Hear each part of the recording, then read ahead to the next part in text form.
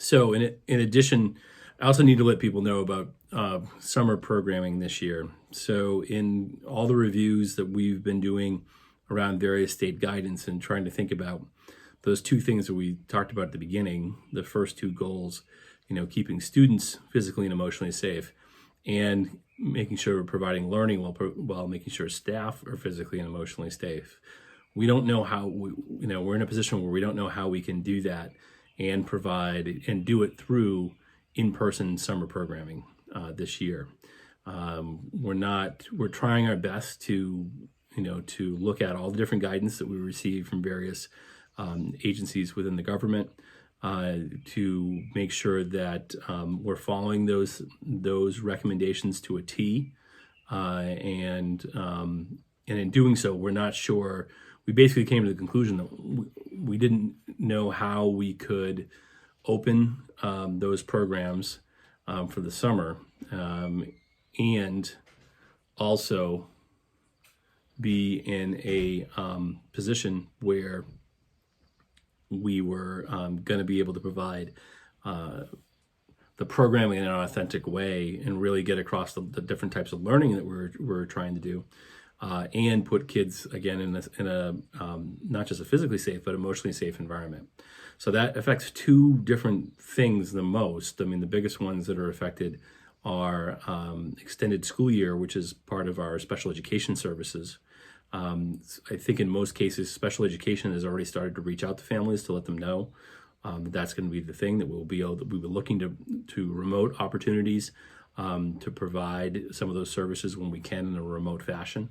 And if we're not able to, then we'll be looking to do something called compensatory services, which is basically makeup services later for the time that is missed around those special education services. It also affects summer days. We will not be offering summer days this summer through the All for One program. As we looked through the guidance and tried to determine how we would be able to offer a program that not just was reflective of what we've done in the past, but was not going to have kids just stuck in a singular room or two throughout throughout long summer days. We were not comfortable that one, we were going to be able to pull it off in terms of the health guidance, but just that it also was not going to be a worthwhile experience for kids in any way. So it's a hard decision. I know that impacts a lot of folks, and I apologize. I hope we don't find ourselves in the same position in the fall. I can talk more about that in a little bit, but that's where we're at for the summer. The summer meals program, or our meals program, is going to continue. In the short run, it will continue the way that it has been. So we will continue to use the same routes, the same approaches. Meals will be, the compositions of meals will be very similar up through the end of June. So our last food delivery in the current system will be June 26th, which is a Friday. On that drop, that Friday, we will also provide meals for the Monday and Tuesday, which would be the 29th and the 30th of June. After that, we'll take a week off from food service delivery as we do two things. One, we give some of our workers a break.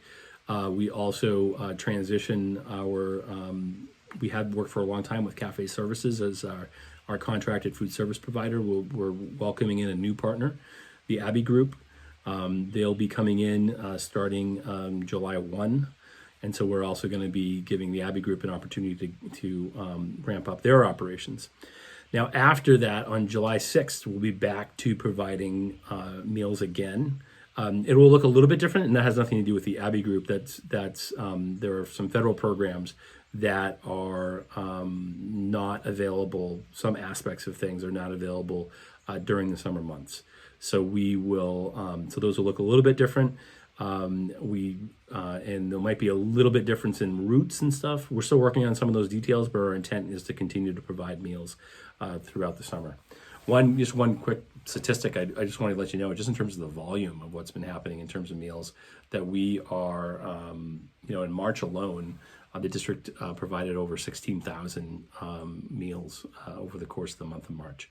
So I really, want to thank both the people from Cafe Services and our own internal folks who have been helping with things. I want to thank all those people for everything they've been doing. So in addition to summer meals, I also just want to talk a little bit about the fall. The reality of the fall is that we continue to be in a position where what I have to tell you is I don't know what the fall is going to be. At the school district level, we are working really, really hard right now to do a variety of planning. We know that the range of possibilities goes from we're back in person completely, probably with a combination of masks and hand sanitizers and that type of thing, to we remain remote, as fully remote as we come into the fall. But we're also planning for a whole bunch of different contingencies in the middle, a bunch of different hybrid models that could include things ranging from students coming in for a few days a week and doing some work remotely, students on different types of schedules. We're looking at a whole bunch of different things because we know that some of the guidance, similar to some of the problems we ran into with thinking about summer programming, some of the current guidance is going to make it very difficult for us to contemplate a situation where we would have all of our students and all of our staff on site at the same time. And some of those concerns are around transportation and how we would have to retool buses and how we do transportation, and that we wouldn't be able to put as many kids on buses. Some of this is around space. There's a whole bunch of different things that are going on. We also know that the guidance we're going to receive from state and federal agencies is bound to change depending on what the summer looks like. So we're doing a lot of intense planning, trying to have a menu of options available as we get into the middle and tail end of the summer, so that we're able to be ready to execute any of those different choices and communicate it to you as soon as we possibly can. So all that stuff's coming. One thing I did want to mention, I mentioned in a previous video, was also you should look for soon. Our goal is it for to be Friday. We'll see if it is or not. We're trying to work with our partner Panorama Education to put out a variety of detailed surveys to students, to parents, and to staff about some of what this experience has been, so that as we're doing that planning, we have a kind of treasure trove of information to draw from in terms of people's opinions about what has happened up to this point and what they would like to see. So please, please look for that and please give us your feedback. It's gonna be super important for us in terms of designing something with your needs in mind for the fall. Couple more things. The other, if we're going to, as we're doing planning, trying to plan out the fall one of the things that makes it difficult to plan the fall right now is we don't have a passed school budget.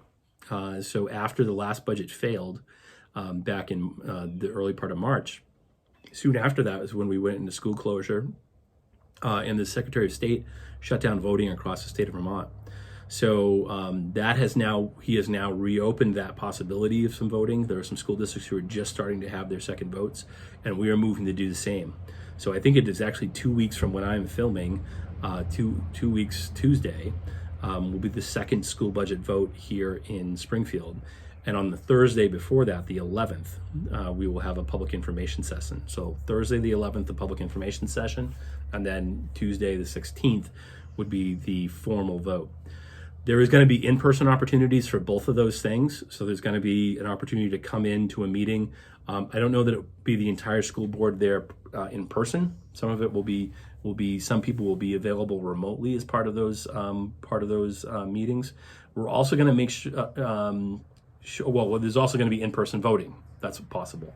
But in both cases, we're trying to do as much as we possibly can to put as many of you as possible in a position to have an interactive experience around the information session from a remote venue, so you can stay home, but you can still hear the presentation, ask questions, do that sort of thing.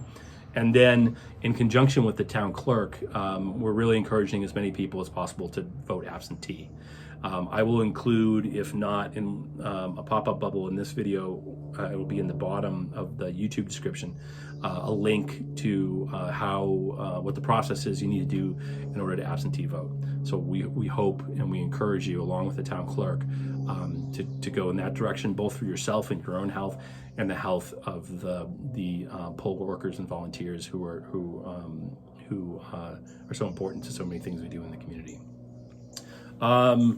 The last thing is just that I wanted to thank you.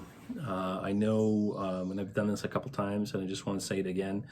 Whether you are you're a parent, a student, or a staff member, the whole Springfield school community has had to do so much. People have had to grow in a whole bunch of ways that we wouldn't have thought was possible on March 1st. We have come a long way in a very fast period of time with a lot of stress on a lot of people. And a lot of people have been very flexible, been very patient, have been very understanding, and have been working really hard. And I know that's across the board in all those different groups. So I just wanted to thank you. I'm very proud to be part of your school community. And I continue to be impressed by what it is that we're all pulling off together. So I wish the best to you and your family. I hope you stay safe and healthy, and I appreciate your ongoing perseverance. All right, take care.